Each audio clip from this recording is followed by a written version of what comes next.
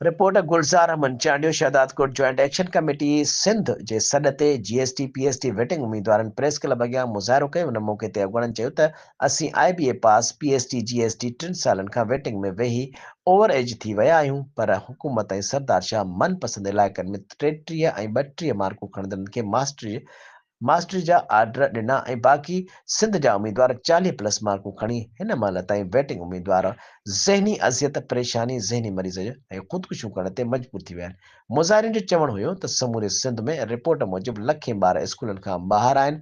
हज़ारे उस्तादनि जी खोट अॼु बि मौजूदु आहे, पर सरदार शाह ऐं सिंध गवर्नमेंट जे हठ धर्मी सबबि सिंध जी तालीम वेंटिलेटर ते आहे।